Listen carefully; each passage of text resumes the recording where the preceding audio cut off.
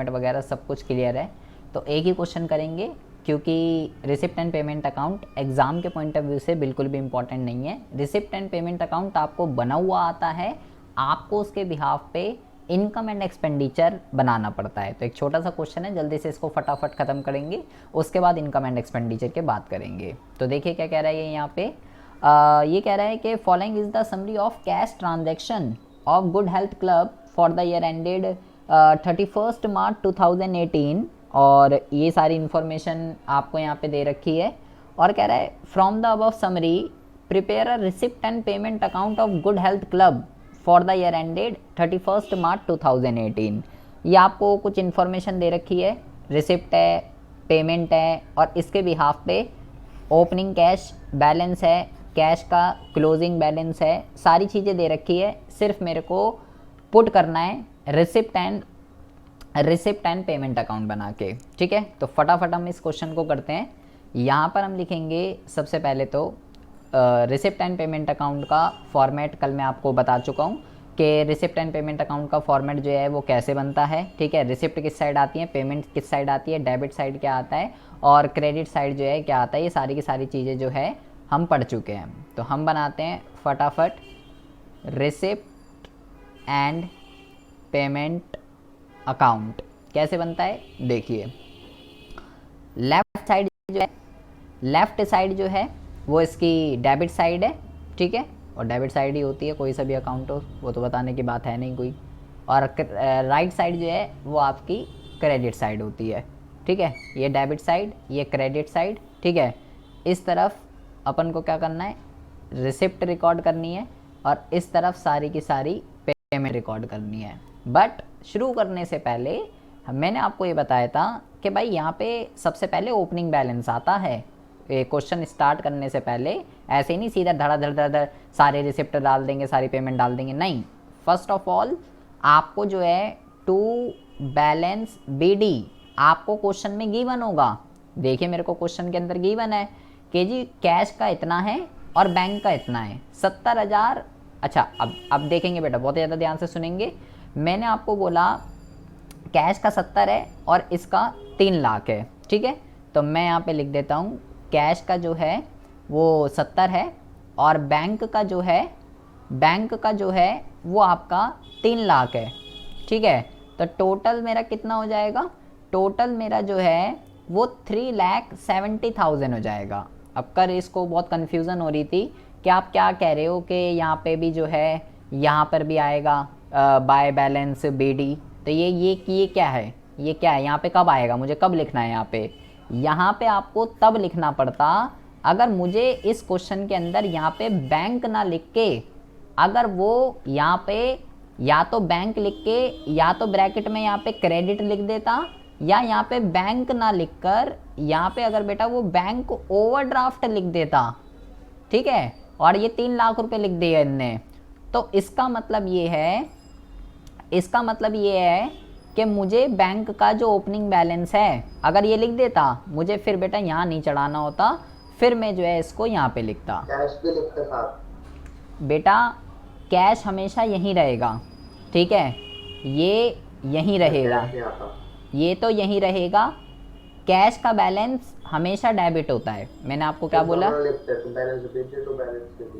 हाँ, यहाँ पे कैश का बैलेंस जो है ये हमेशा डेबिट रहता है, लेकिन बैंक जो है उसका बेटा डेबिट भी हो सकता है, उसका क्रेडिट भी हो सकता है। अगर डेबिट है तो यहीं लिख देंगे, क्रेडिट है तो वहाँ लिख देंगे। तो मैंने ओपनिंग बैलेंस चढ़ा दिए। अब देखेंगे 1 बाय 1 बहुत ही ज़्यादा ध्यान से।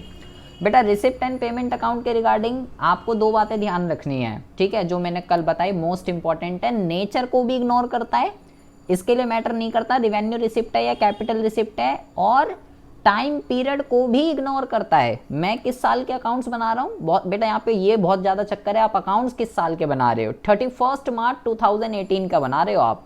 आपका जो अकाउंटिंग पीरियड है 1 अप्रैल 2017 से लेके 31 मार्च 2018, ये आपका फाइनेंशियल ईयर है, ठीक है। फाइनेंशियल ईयर आपको आइडेंटिफाई करना बहुत ही ज़्यादा ज़रूरी है इस चैप्टर के अंदर, ठीक है, तभी आप जो है सारे के सारे चीज़ों की ट्रीटमेंट आप कर पाओगे। अब मेरे को सिर्फ ये देखना है पैसा आ रहा है, अगर तो भाई मैं यहाँ डाल दूंगा, अगर इनफ्लो हो रहा है, जा रहा है अगर, तो यहाँ डाल दूंगा। सिर्फ इनफ्लो और आउटफ्लो को आइडेंटिफाई करना है। तो जल्दी जल्दी देखते हैं। देखिए सबसे पहले क्या लिखा हुआ है बेटा, सबसे पहले लिखा हुआ है सब्सक्रिप्शन रिसीव। तो सबसे पहली बात तो मुझे नहीं पता सब्सक्रिप्शन क्या होती है, ठीक है, मैंने तो नहीं पढ़ी अभी सब्सक्रिप्शन। बट यहाँ पे आप देखिए, यहाँ लिखा हुआ है रिसीव्ड, तो सिंपल सी बात है पैसे आ रहे हैं ना। अभी मैंने पढ़ा तो नहीं ना सब्सक्रिप्शन क्या होती है, बट मुझे ये पता चल गया पैसे आ रहे हैं, इससे कैश का इनफ्लो हो रहा है, ठीक है। अभी क्या होती है वो भी हम आगे पढ़ लेंगे। अच्छा आप यहाँ पे देखिए 2016-17 की कितनी है 40,000, 17-18 की कितनी है 375, 18-19 की कितनी है 20,000। मैं किस साल की अकाउंटिंग कर रहा हूँ, 1 अप्रैल 2017 से लेके 31 मार्च 2018, मतलब मैं इस वाले ईयर की अकाउंटिंग कर रहा हूँ। ये बीच वाला जो है इसकी अकाउंटिंग कर रहा हूँ मैं, इस वाले की। लेकिन बेटा मैंने आपको क्या बताया, रिसिप्ट एंड पेमेंट अकाउंट के लिए टाइम मैटर नहीं करता। ये सारे पैसे, ये 40,000 भी, ये 20,000 भी, और ये 375, ये सारे आपको इसी अकाउंटिंग ईयर में मिले हैं। जितना भी 40,000, इसका मतलब क्या है बेटा, इसका मतलब ये है 40,000 आपका पिछला पेंडिंग था, वो आपको इस साल मिल गया, 375 इस साल का था, वो मिल गया, और इसी साल 20,000 रुपये और एडवांस मिल गए। ये इसका मतलब है। मतलब टोटल आपको अगर पैसा जो मिला है इस फाइनेंशियल ईयर में, जो आपको टोटल पैसा मिला है बेटा, वो मिला है 40,000 प्लस 3,75,000 और प्लस 20,000। इस वाले फाइनेंशियल ईयर में जिस साल की मैं अकाउंटिंग कर रहा हूँ, उस साल मेरे को इतना पैसा रिसीव हुआ है बेटा। तो मैं क्या करूँगा, रिसिप्ट एंड पेमेंट अकाउंट तो सबको रिकॉर्ड करेगा, इसके लिए मैं इसको थोड़ी ना रिकॉर्ड करूँगा केवल जिस साल की मैं अकाउंटिंग कर रहा हूँ। रिसिप्ट एंड पेमेंट अकाउंट जितना पैसा आया है, चाहे वो पिछले साल का हो, आने वाले साल का हो, कोई भी हो, सब रिकॉर्ड होगा। तो टोटल जब आप इसका करेंगे तो ये आएगा बेटा 4,35,000, 4,35,000 जो है इसका जो है सम आएगा, ठीक है। जैसे ये लिखा है जिस फॉर्मेट में, जैसे ये लिखा है बिल्कुल वैसे ही लिखते हैं। बट अभी मैं जो है सीधा लिख रहा हूँ टू सब्सक्रिप्शन 4,35,000। बट आपको वैसे ही लिखना है कि भाई 16-17 की इतनी, 17-18 की इतनी, 18-19 की इतनी, सारा जोड़ के और 4,35,000 लिख देंगे। तो मेरा हो गया, मुझे पता चल गया इससे पैसे आ रहे हैं। फिर लिखा है डोनेशन फॉर जिम, आपको किसी ने डोनेशन दी है जिम बनाने के लिए। तो भाई डोनेशन दी है किसी ने जिम बनाने के लिए, तो पैसा आ रहा है ना आपके पास। तो कितना पैसा आ रहा है 1,64,000। तो यहाँ पे हम क्या लिख देंगे, टू डोनेशन, ठीक है, डोनेशन फॉर जिम। ये मैं यहाँ पे लिख देता हूँ 1,20,000 रुपीज़ मुझे जो है रिसीव हो रहे हैं। ओ सॉरी 1,64,000 नॉट 20, 1,64,000 इतने पैसे जो हैं मेरे को रिसीव हो रहे हैं। Then next one is admission fees. मतलब जब हम एनपीओ के मेंबर बनते हैं तो हमें एडमिशन कराना पड़ता है, या भाई स्कूल में जैसे देना पड़ता है तो इसमें भी ऐसे देना पड़ता है। तो एडमिशन फीस आपको बस ये देखना बेटा, आप किसकी अकाउंटिंग कर रहे हो, एनपीओ की अकाउंटिंग कर रहे हो आप, ठीक है भाई। ये आपकी एनपीओ है, ठीक है, और ये आपके मेंबर हैं, ठीक है। ये बंदा आपका मेंबर बनना चाहता है तो इसको एडमिशन कराना है। तो आपके पास पैसे आ रहे हैं या जा रहे हैं, ये देखना है आपको। आपके पास बेटा पैसे आ रहे हैं, ठीक है, आपके पास पैसे आ रहे हैं। वाले तो आ रहे हैं। हाँ तो डोनेशन वाले भी आ रहे हैं भाई। आपकी जो है डोनेशन तो मैंने डाल दी ना बेटा, डोनेशन तो ये दी ना, डोनेशन फॉर जिम, पैसे आ रहे थे। अब यहाँ पे लिखा हुआ है एडमिशन फीस। तो मैं आपको ये बता रहा हूँ भाई, जैसे ये आपकी एनपीओ है, ठीक है, आपको किसी ने पैसे दिए, लो जी जिम बनवा देना, 1,64,000 रुपये दिए, लो जी जिम बनवा देना, तो पैसे आ रहे थे, आपने डाल दिए। अब एक बंदा है वो आपका मेंबर बनना चाहता है, तो मेंबर बनने के लिए पहले बेटा एडमिशन फ़ीस करानी पड़ती है। जैसे स्कूल में होती है एडमिशन फ़ीस, ऐसे इसमें भी होती है एडमिशन फ़ीस, ठीक है। तो पैसे आ रहे हैं आपके पास, एडमिशन फ़ीस से भी पैसे आ रहे हैं। कितने, 14,000 रुपये की एडमिशन फ़ीस है। तो टू एडमिशन फ़ीस, सिर्फ यही तो देखना है पैसे आ रहे हैं या पैसे जा रहे हैं। तो ये मैंने डाल दिया, यहाँ पे उसके बाद जो है टू एडमिशन फीस हो गया। Then next one is life membership fees, पैसे आ रहे हैं। लाइफ मेंबरशिप फीस का मतलब क्या होता है बेटा, कोई बंदा जिंदगी भर के लिए आपका मेंबर बनना चाहता है, लाइफ टाइम के लिए मेंबर बनना चाहता है, तो आपको तो पैसे ही देगा ना वो भाई, वो आपका मेंबर बनना चाहता है जिंदगी भर के लिए, ठीक है। ये कोई बंदा है, ये आपके एनपीओ है, ये बंदा लाइफ टाइम के लिए आपका मेंबर बनना चाहता है, तो उसके लिए ये 45,000 रुपये दे रहा है आपको जिंदगी भर के लिए, ऑल टाइम मेंबरशिप। तो आपके पास तो पैसे आ रहे हैं, मजे हैं आपके तो रिसिप्ट हो रही है, तो रिसिप्ट को किधर रिकॉर्ड करेंगे बेटा, 45,000 रुपये लाइफ टाइम मेंबरशिप। अच्छा, अब यहाँ पे एक चीज़ बहुत ही ज़्यादा ध्यान से सुननी है, ये बेटा ये जो रिसिप्ट है लाइफ टाइम मेंबरशिप फीस या लाइफ मेंबरशिप फीस, ये बेटा कैपिटल नेचर की है, ठीक है। क्योंकि ये जो रिसिप्ट है ये बेटा एक तो पहली बात बार बार नहीं मिलती, ठीक है। एडमिशन फीस तो मेंबर बनते रहते हैं, तो वो बेटा रिवेन्यू नेचर की है, ठीक है। और ये जो लाइफ मेंबरशिप फीस है, पहली बात तो ये ज़िंदगी भर के लिए है, लॉन्ग टर्म के लिए, 1 साल से ज़्यादा टाइम पीरियड के लिए। जो भी रिसिप्ट बेटा 1 साल से ज़्यादा टाइम पीरियड के लिए वो कैपिटल होती है, ये भी समझ सकते हो, ठीक है। या बेटा ये जो है रिसिप्ट है ये नॉन रिकरिंग है नेचर के अंदर, तो ये कैपिटल है। आपको ध्यान रखना है, ये आगे बहुत काम आने वाली है। Life membership fees capital nature की होती है बेटा, but receipt and payment account को क्या करना, चाहे रिवेन्यू हो चाहे कैपिटल, ये तो रिकॉर्ड वाली बात नहीं है। तो मैं यहाँ पे डाल देता हूँ टू लाइफ मेंबरशिप फीस, ये तो सबको रिकॉर्ड कर लेता है ना, इसके लिए तो कोई दिक्कत वाली बात नहीं है। एडमिशन फीस रिवेन्यू नेचर की थी, life membership fees capital nature की थी, बट इसके लिए कोई दिक्कत नहीं है, सब रिकॉर्ड है, सब हजम है। अच्छा, then next one is wages and salary 55,000। अब बेटा खर्चे की बात हो रही है, वेजेस एंड सैलरी 55,000, तो यहाँ पे लिखेंगे बाय वेजेस एंड सैलरी 55,000, क्योंकि अब क्या हो रहा है बेटा, अब कैश का आउटफ्लो हो रहा है, ठीक है। अच्छा, then next one is locker rent. Locker rent कितना लिखा हुआ है, लोकर रेंट लिखा हुआ है 11,000 रुपीज़। कितना लिखा हुआ है लोकर रेंट, लोकर रेंट जो है वो लिखा हुआ है 11,000 रुपीज़। बट सबसे पहले तो मुझे ये समझना है कि बेटा ये रिसिप्ट है या ये जो है पेमेंट है। सबसे पहले जो है मुझे ये समझना है, 1 मिनट रुकिएगा, बस 1 मिनट रुकिए।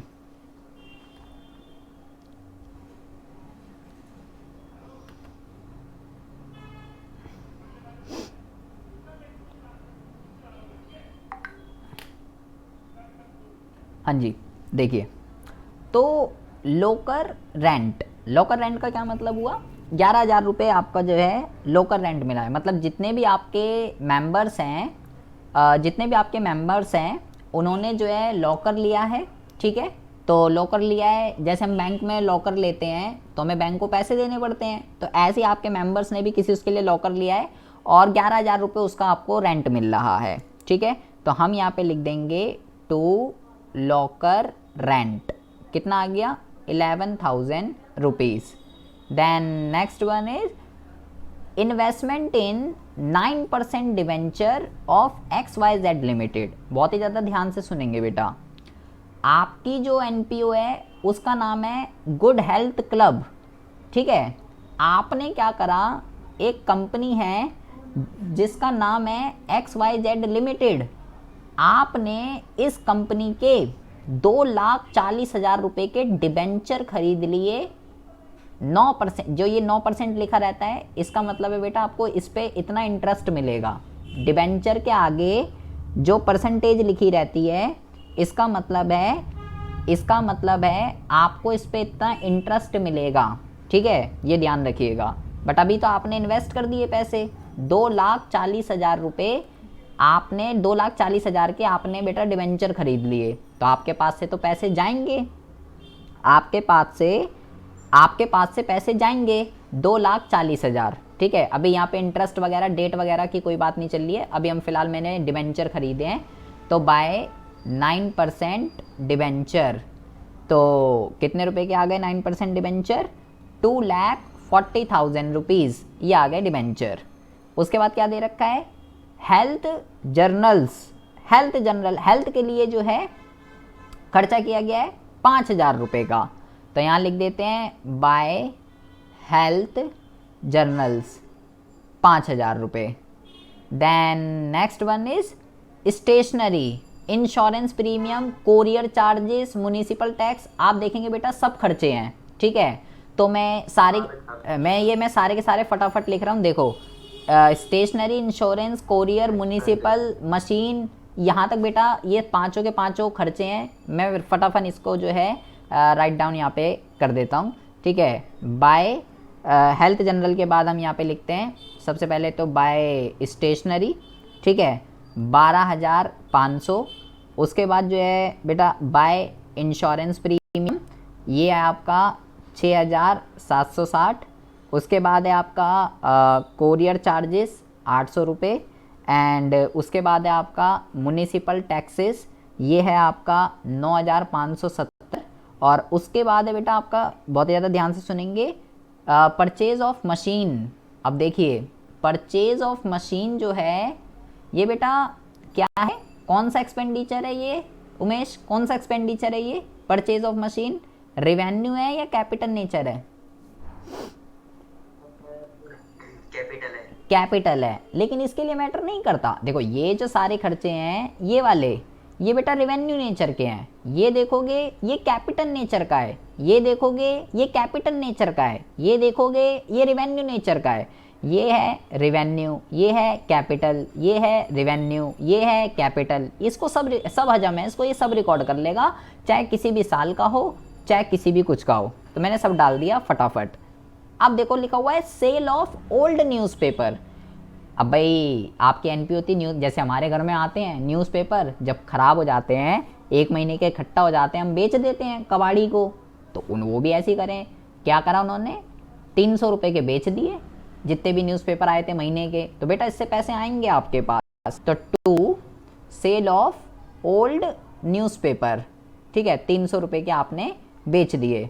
और उसके बाद है इंटरेस्ट ऑन बैंक बैलेंस, आपका जैसे बैंक अकाउंट होता है तो उस पर हमें इंटरेस्ट मिलता है, तो 1740 रुपये का 1740 रुपये का आपको इंटरेस्ट मिला है, तो टू इंटरेस्ट ऑन बैंक, ठीक है, 1740 रुपये मैंने बेटा सब डाल दिया, ठीक है। अब एक लास्ट बचा है कैश इन हैंड, ये क्या है बेटा, ये क्लोजिंग बैलेंस है भाई, जैसे ओपनिंग बैलेंस ये है ना, ये ओपनिंग बैलेंस है। अब ये जो ख़त्म होगा, ये जो अकाउंट ये जो ख़त्म होगा, ये बेटा यहाँ पे क्लोजिंग बैलेंस पे ख़त्म होता है, ठीक है। बाय बैलेंस CD, जिसका ओपनिंग होगा उसका बेटा क्लोजिंग भी होगा, ठीक है।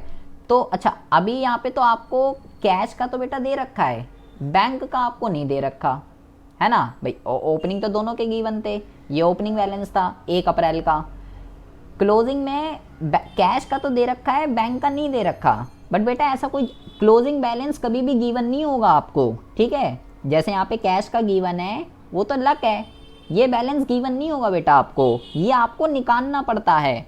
हाउ, कैसे निकालना पड़ेगा, वैसे दोनों में से तो एक गिवन ही होगा, ठीक है, तभी तो अगला निकलेगा भाई। मैं जैसे आपको इधर की टोटल करनी है, ये डेबिट साइड के सब जोड़ देने हैं, ये वाले ये सारे जोड़ दीजिए, ठीक है। ये सारे जब आप जोड़ दोगे, ये सारे जब आप जोड़ दोगे तो इधर आ जाएगा बेटा 10,41,040 रुपये, ये आ जाएगा इधर का टोटल। उसके बाद ये सारा अमाउंट आपको यहाँ से माइनस कर देना है, हमेशा बेटा इधर की ही बैलेंसिंग कम आएगी, ठीक है। जैसे अब अच्छा एक और चीज़ ज़रा ध्यान से सुनेंगे, मैं कह रहा हूँ हमेशा इधर की ही बैलेंसिंग कम आएगी, बट इसकी कंडीशन है बेटा, क्या कंडीशन है, पहले मेरे को देखो कैश का कितना दे रखा है 43 जो है 43 मुझे दे रखा है कैश का, तो वो मैं यहाँ लिख देता हूँ, ठीक है। बैंक जो है ना बेटा, बैंक इधर भी आ सकता है, बैंक इधर भी आ सकता है, ठीक है। बैंक तो कहीं भी आ सकता है, बैंक का कोई फिक्स नहीं है बेटा, ठीक है। बैंक का अगर ओपनिंग इधर होगा, अगर मैं इधर डालता तो क्लोजिंग बेटा इसका इधर आएगा, ठीक है। अभी तो इसका ओपनिंग इधर है तो क्लोजिंग इसका इधर होगा, ठीक है। तो आपको क्या करना है, कैश इन हैंड ये तो रहा, सबसे लास्ट में कैश इन हैंड, ये रहा, हाँ कौन सा वाले? ये रहा कैश इन हैंड 43। रिसिप्ट में पेमेंट। नहीं ये क्लोजिंग बैलेंस है बेटा, रिसिप्ट एंड पेमेंट नहीं, ये यहाँ पे आएगा, यहाँ पे क्लोजिंग बैलेंस में। हाँ ये सीडी है। अब इसमें से इन सबको आप माइनस कर देंगे तो बेटा बैंक की जो है आपकी बैलेंसिंग फिगर निकल जाएगी 6,30,410 और ये अकाउंट जो है आपका इक्वल हो जाएगा। ठीक है, तो इस तरीके से बेटा क्या बनता है, इस तरीके से आपका बनता है रिसिप्ट एंड पेमेंट अकाउंट। ठीक है, ये आपको ज़रा बहुत ही ध्यान से समझना है। ये आपको ओपनिंग बैलेंस गिवन है, ये ओपनिंग है। ठीक है, क्लोजिंग बैलेंस जो है वो कैश का भी गिवन हो सकता है, बैंक का भी गिवन हो सकता है, दोनों में से किसी का भी गिवन हो सकता है। ठीक है, बाकी जो होता है वो हम बैलेंस करके निकाल लेते हैं। अगर कैश का गिवन है तो बैंक का निकल जाएगा बैलेंस करके, और अगर बैंक का गिवन है तो कैश का निकल जाएगा बैलेंस करके, जैसे मैंने अभी इस क्वेश्चन के अंदर किया।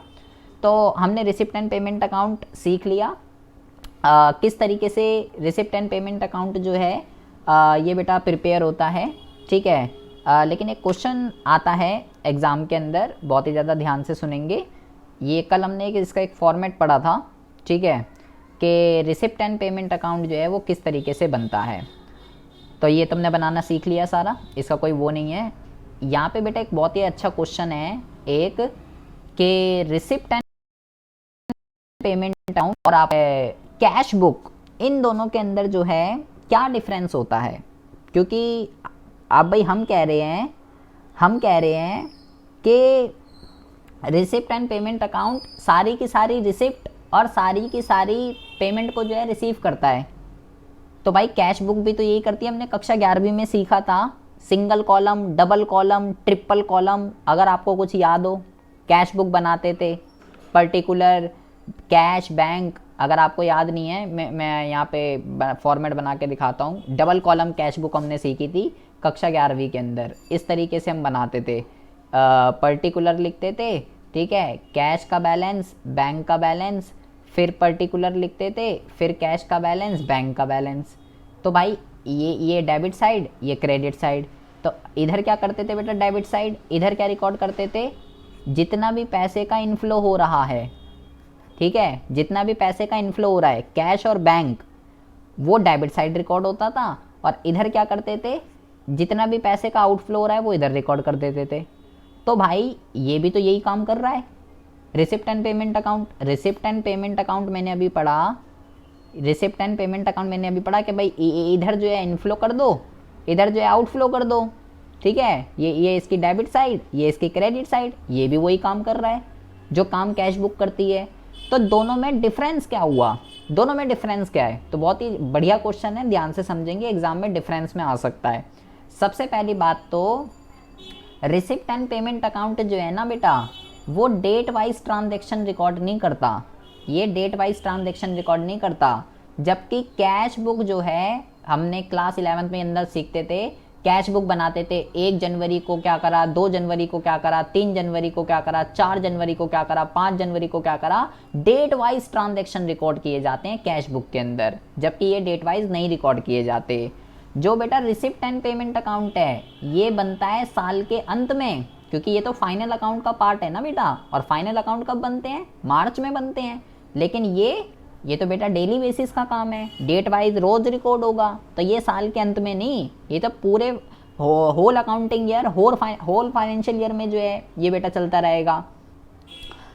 Entries are made in classified form and entries are made in chronological order. What is chronological order, कि जो भाई पहले 1 जनवरी को क्या एंट्री हुई, 2 को क्या हुई, 3 को क्या हुई, 4 को क्या हुई, सिस्टमैटिक वे में रिकॉर्ड किया जाता है। बट यहाँ बेटा रिसिप्ट एंड पेमेंट अकाउंट में किसी तरीके का क्रोनोलॉजिकल ऑर्डर जो है वो फॉलो नहीं होता है। क्रोनोलॉजिकल ऑर्डर लाइक भाई पहले क्या आया, फिर क्या आया, फिर क्या आया, लाइक इस तरीके से। लाइक पहले आज़ादी मिली, ठीक है, देन फिर 1950 ऐसे, लाइक 1955 पहले क्या आया, फिर क्या हुआ, फिर क्या हुआ, इस तरीक़ों को क्रोनोलॉजिकल ऑर्डर कहते हैं।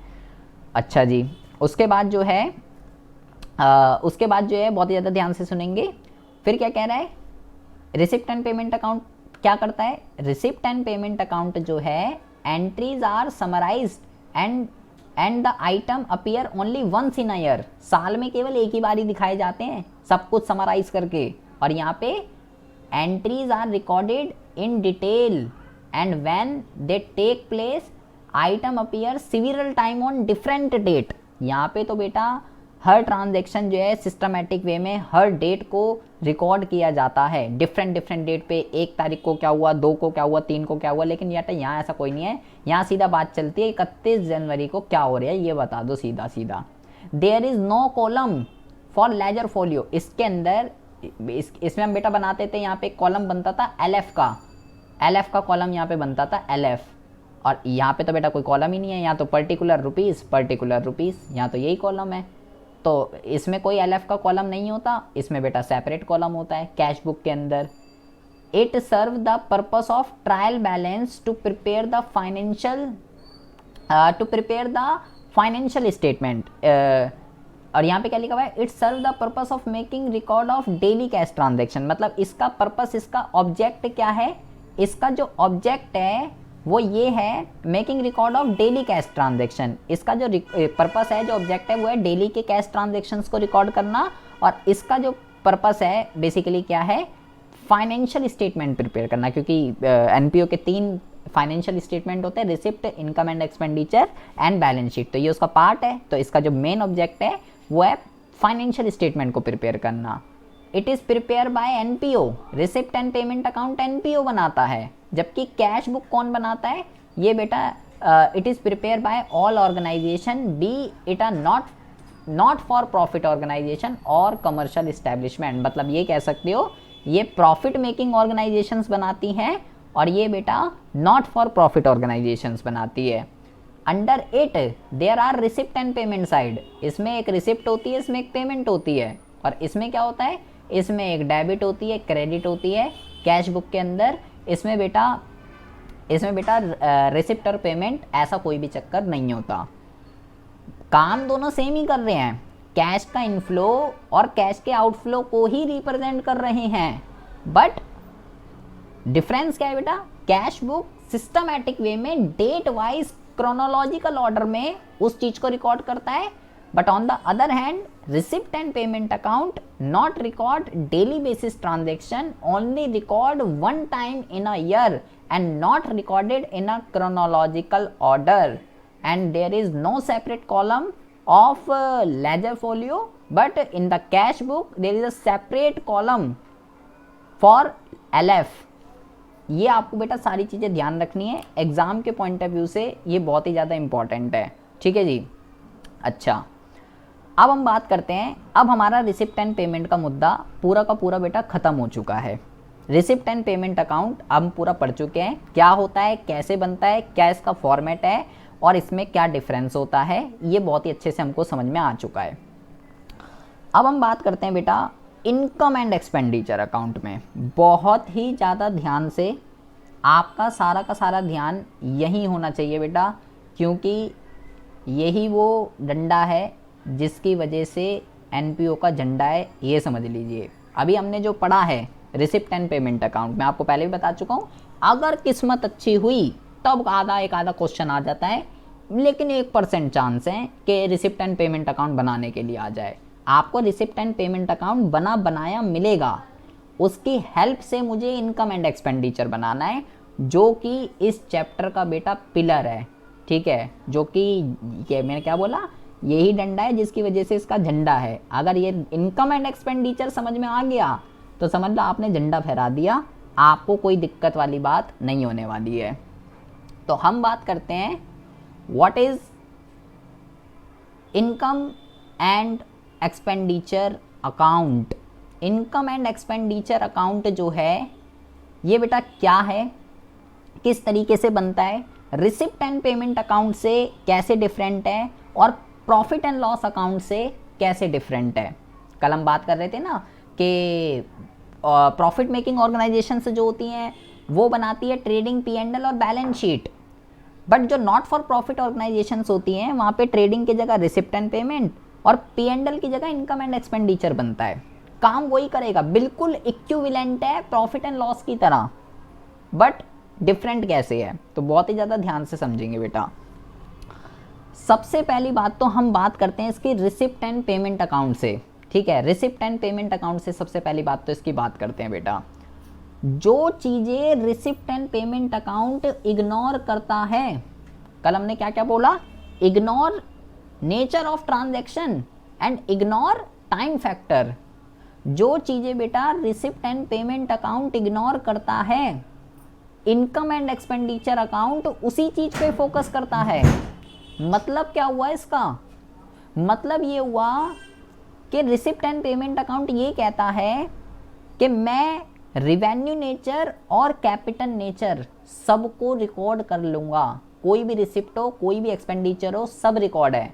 लेकिन ये कहता है ओ भाई बात ऐसी है, मैं सब रिकॉर्ड नहीं करूँगा, मैं केवल क्या रिकॉर्ड करूँगा, यहाँ पे लिख लीजिए only revenue nature, only revenue nature income, या रिसिप्ट लिख देते हैं, only revenue nature receipt and revenue nature payment and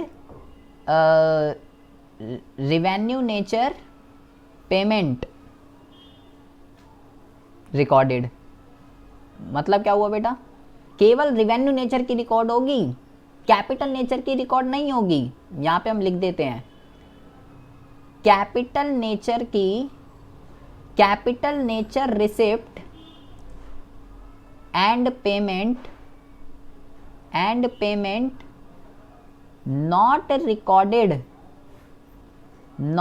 recorded in income and expenditure account, in income and expenditure account, it will be, it will recorded in balance sheet। मतलब क्या हुआ बेटा, बहुत ही important चीज़ है जिसकी वजह से सारा झमेला है। मैंने रिसिप्ट एंड पेमेंट अकाउंट में सब डाल दिया, रिवेन्यू नेचर कैपिटल नेचर सब डाल दिया, लेकिन अब मुझे क्लासीफाई करना है, मुझे छटनी करनी है।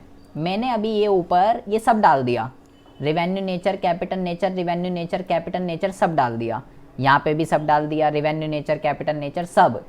लेकिन अब मुझे ये देखना है कि केवल रिवेन्यू नेचर की रिसिप्ट कौन सी है और रिवेन्यू नेचर की पेमेंट कौन सी है, because income and expenditure account capital receipt और कैपिटल पेमेंट को रिकॉर्ड नहीं करता, वो बैलेंस शीट रिकॉर्ड करती है, ये केवल रिवेन्यू को लेगा।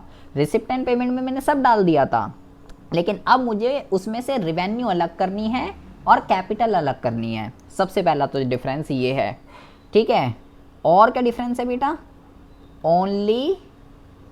ओनली करंट ईयर इनकम या only current year receipt, only income भी लिख सकते हैं, कोई दिक्कत वाली बात नहीं है, only current year receipt and payment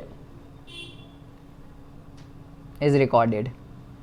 मतलब क्या हुआ इसका बेटा, केवल और केवल करंट ईयर को रिकॉर्ड करता है, पास्ट और फ्यूचर रिकॉर्ड नहीं करता, करंट को रिकॉर्ड करता है, पिछला और आगे का जो है उसको नहीं रिकॉर्ड करेगा। सबसे मोस्ट इंपॉर्टेंट चीज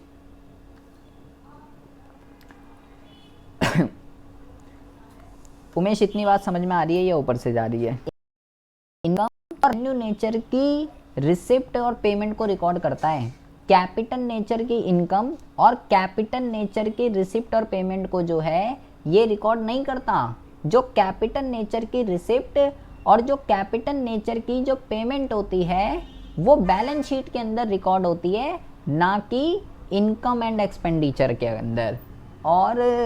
और जो है सबसे इम्पॉर्टेंट चीज, receipt and payment account time factor को इग्नोर करता है, मतलब कि वो कैश बेसिस ऑफ अकाउंटिंग पे बनता है, वो जो है मैचिंग प्रिंसिपल को फॉलो नहीं करता।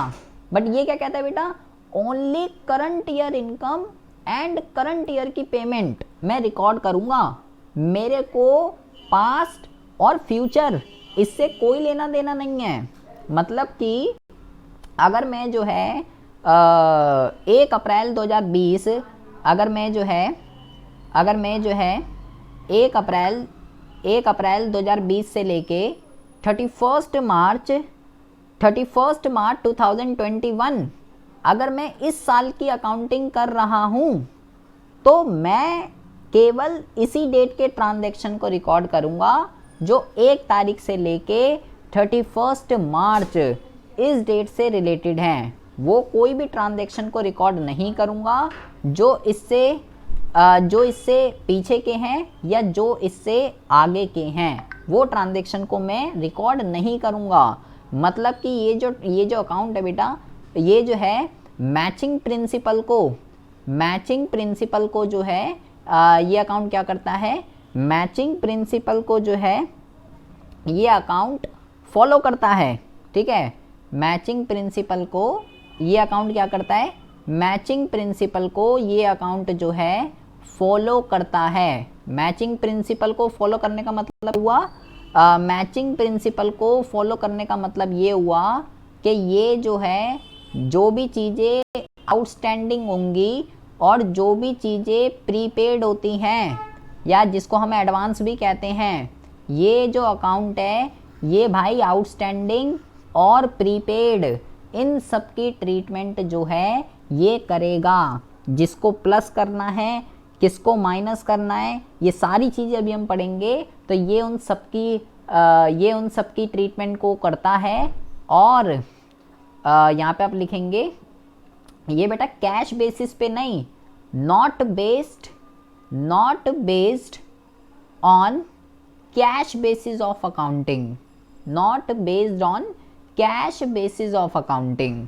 ये बेटा कैश बेसिस ऑफ अकाउंटिंग पे जो है बेस नहीं है। 2 तरीके की अकाउंटिंग मैंने आपको बताई थी, एक होती है कैश बेसिस ऑफ अकाउंटिंग और एक होती है एक्चुअल बेसिस ऑफ अकाउंटिंग। तो ये जो है ये किस पे बेस्ड है, based on actual basis. Actual basis का मतलब क्या होता है, एक्चुअल बेसिस का मतलब होता है कि भाई मैं मैचिंग प्रिंसिपल को फॉलो करूंगा। ठीक है, टाइम फैक्टर मेरे लिए बहुत ही ज़्यादा मायने रखता है। मैं जिस फाइनेंशियल ईयर की मैं अकाउंटिंग कर रहा हूँ, मेरे पास जो सारे के सारे ट्रांजैक्शन होंगे वो 1 अप्रैल से लेके 31 मार्च तक के ट्रांजैक्शन होंगे, इससे पीछे के नहीं होंगे और इससे आगे के नहीं होंगे।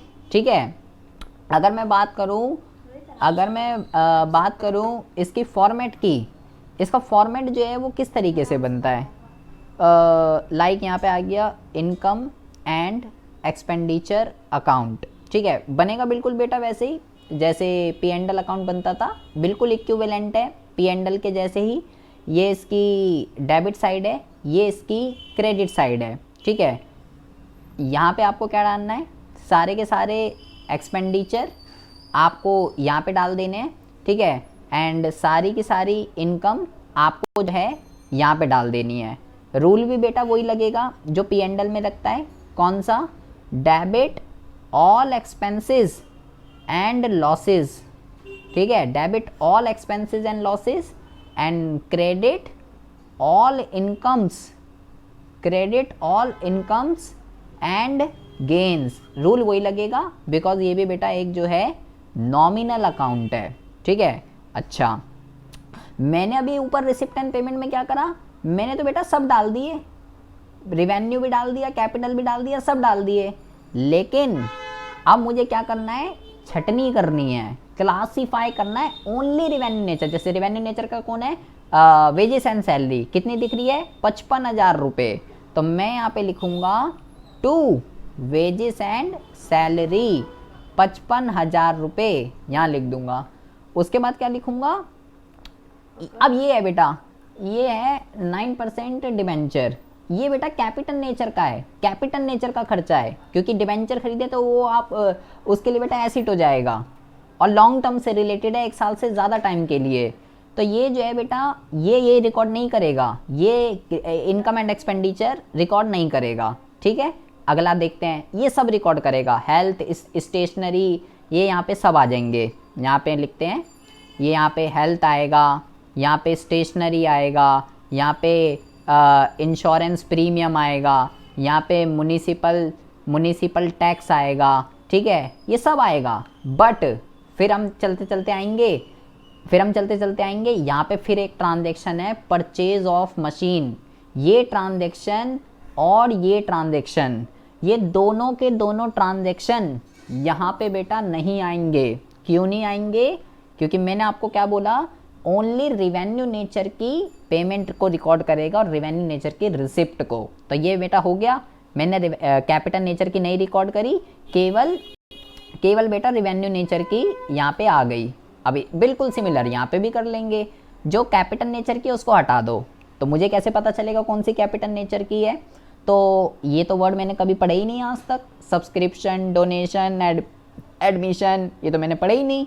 तो इस चैप्टर के अंदर कुछ बेटा टर्म्स हैं like subscription, donation, admission fees, life membership fees, honorarium, कई सारी ऐसी चीज़ें हैं, कुछ टेक्निकल टर्म्स हैं इस चैप्टर के अंदर जो पहले आपको समझेंगे हम कल कि ये रिवेन्यू नेचर की होती है या कैपिटल नेचर की होती है, ठीक है, तभी तो हम उसको क्लासीफाई कर पाएंगे। बट अभी हम अब समझते हैं रिवेन्यू नेचर की होती है, ये मैं आपको बता ही चुका हूँ, ये कैपिटल नेचर की होती है। तो यहाँ पे मैं क्या क्या डालूंगा बेटा, यहाँ पे मैं जो है बाय सब्सक्रिप्शन डाल दूंगा, ठीक है, बाय लॉकर रेंट डाल दूंगा, बाय एडमिशन फ़ीस डाल दूंगा। क्या नहीं डालूंगा वो देखिए, एडमिशन फ़ीस डाल दूंगा। यहाँ पे बेटा मैं लाइफ मेंबरशिप फ़ीस नहीं डालूंगा, क्योंकि मैंने क्या बोला, लाइफ मेंबरशिप फ़ीस जो है यहाँ पे नहीं आएगी, क्योंकि ये बेटा कैपिटल नेचर की है, ठीक है। अच्छा, ये दोनों यहाँ पे आ जाएंगे बेटा, sale of old newspaper, by sale of old newspaper, ये यहाँ पे आ जाएगा, बाय इंटरेस्ट, ये भी यहाँ पे आ जाएगा, ये सब आ जाएंगे, ठीक है। लेकिन क्या नहीं आएगा, डोनेशन फॉर जिम, ये ट्रांजैक्शन बेटा यहाँ पे नहीं आएगा, ठीक है। और लाइफ मेंबरशिप फीस यहाँ पे नहीं आएगा। क्यों नहीं आएगा? क्योंकि बेटा ये आपका कैपिटल नेचर का है और ये भी आपका कैपिटल नेचर है, इसलिए नहीं आएगा। सारा मैंने कर दिया क्लासीफाई। उसके बाद बेटा अगर यहाँ की बैलेंसिंग कम आ रही है तो ये बेटा सरप्लस आ जाता, अगर यहाँ की बैलेंसिंग कम आ रही है तो बेटा वो डेफिसिट आ जाता। बैलेंसिंग करेंगे इस तरीके से, आपका क्या बनेगा, इनकम एंड एक्सपेंडिचर अकाउंट, मतलब रिसिप्ट एंड पेमेंट अकाउंट से। अच्छा, एक चीज़ बेटा बहुत ही ज़्यादा, एक गलती हो गई है यहाँ से, बहुत ही ज़्यादा ध्यान से सुनेंगे। हमने बेटा ये जो सब्सक्रिप्शन है, सब्सक्रिप्शन ये जो मैंने 4,35,000 डाली है, ये इसमें तो बेटा पिछले साल और आगे साल की भी तो इंक्लूड थी सब्सक्रिप्शन के अंदर। ये तो गलती हो गई हमसे, क्योंकि ये तो करंट अकाउंट तो नहीं रिकॉर्ड करेगा। तो सब्सक्रिप्शन जो लिखनी है ओनली करंट ईयर की जितनी थी, मतलब पिछली जो जुड़ी हुई थी वो हटानी है, आगे साल की थी वो कुछ नहीं, सिर्फ इस साल की देखनी है, सिर्फ इस साल की कितनी है, ठीक है, ये आपको ध्यान रखना है। इस तरीके से जो है ये बेटा इनकम एंड एक्सपेंडिचर अकाउंट बनता है। इसकी कुछ टेक्निकल टर्म्स हैं लाइक ये subscription, donation, admission, entrance, life members, honorarium, कुछ पहले वर्ड हैं, पहले उन सबकी ट्रीटमेंट को समझना पड़ेगा। नॉर्मल जो हम P&L में पढ़ते हैं, ये wages, rent, salary, stationery, printing, ये तो हम कर लेंगे, लेकिन बेटा जो थोड़ी अलग टर्म्स हैं वो किस तरीके से होंगी, उसके लिए पहले हम कल समझेंगे एक एक टर्म्स को।